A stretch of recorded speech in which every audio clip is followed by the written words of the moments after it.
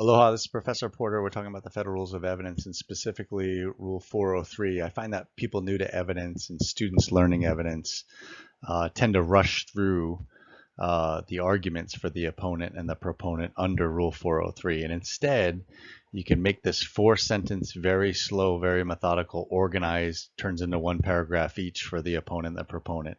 Essentially, depending on what side you're on, start with your side of the scale that you care about most first, then go to the other side of the scale. Once you orient the scales, they're either sort of even or they're sufficiently cranked in one direction. Then you get to make the argument for opponent to say that it meets the test, that the unfair prejudice or other danger substantially outweighs the probative value. The scales look like this. Or under sentence number 3, with the scales, sufficiently evened out, as the proponent, I'm going to say the unfair prejudice does not substantially outweigh the probative value in this case. And then you proceed to the kind of conclusory sentence. Because this is a may rule, the judge may do this in their discretion. You say, therefore, if you're the opponent, the court should exercise its discretion under 403, sustain my objection and exclude the evidence. If you're the proponent, conversely, you'd say, thus, the court should not exercise its discretion because we don't have the scales oriented that way, and you should allow the evidence and it should be admitted. Let's talk about both. So first, for the opponent's 403 argument. Just imagine at trial something was going to be presented. Maybe it's crime scene photos, maybe it's a video, maybe it's a demonstration. Whatever the evidence is that presents the 403 problem, at the appropriate time before that evidence got before the jury's ears or before the jury's eyes, the opponent, the gentleman on the right, stood up in trial and said, objection, Rule 403, objection, unfair prejudice under Rule 403 or one of the other dangers. When he makes his way to sidebar and the court turns to him first and says, explain your 403 objection, he can use these 4 sentences. You can start out and say, this evidence has a high potential, significant unfair prejudice because, put reasoning in there, it's an argument. Second, this has low or no probative value. It might have been admissible, it might have been relevant. It might have cleared the very low threshold of 401 for relevance, but that doesn't mean that it's going to be assigned all that much weight by the jury. So therefore, you can argue that second sentence that this has relatively low probative value because it doesn't move the ball all that much.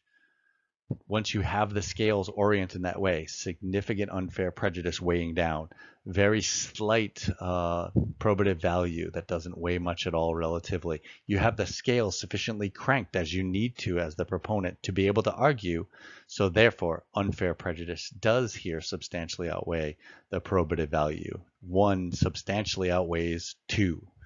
And then you proceed to your 4th question, not forgetting that it's a discretionary rule, that it has the word may.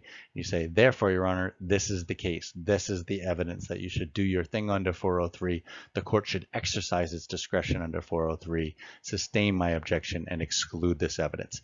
That's a top to bottom, very slow, making sure you cover all bases, deliberate argument under 403 on behalf of the opponent. You see that conclusion language. Therefore, the court should sustain my 403 objection and exclude the evidence. It's the same thing you'll have to do if you have to handle the trial court's ruling here. What happens to the objection? Therefore, what happens to the evidence? If you side with the opponent, it's going to look like this. Conversely, the proponent's 403 argument, remember, they're going to start with one side of the scale and then go to the other side of the scale, then talk about the balancing, and then talk about discretion. They have the same 4 sentences. They just start in a different place. It was their evidence that they were putting on. They intended to put on the photograph or the video or the demonstration in court that the opponent is objecting to under 403. So they like this evidence. They think this evidence has probative value, has some significant weight to attach to it. So start with the probative value. Start with that side of the scale. And that's what they would do. It has some or significant probative value because, and offer that reasoning. Oftentimes the proponent is the one that's going to know best how this evidence is going to play out at trial and how it's going to be useful to the jury. Explain that to the court here at sidebar. Next, you go to, they're claiming one of these dangers like unfair prejudice, but it's not unfair prejudice. And usually that argument comes down to, sure, it might be damaging. Sure, it might be bad for his client. Sure, it might be prejudicial, but those things are okay. If something's good for me as the proponent, it's necessarily going to be prejudicial to the opponent's case. It's okay if if a criminal case, this defendant did something gruesome or horrific, that when it's portrayed, that's not unfair. They're the ones that brought about the crime. So no unfair prejudice because, and I'll offer some type of explanation that shows, sure, it might be prejudicial, but it's not unfair. This rule has to do with the court exercising its discretion to limit unfair evidence before the jury. This is the place where the proponent says, this means something in sentence one, it matters, and it's weighted in sentence one, it has probative value in several different ways, and it is not unfair in sentence two.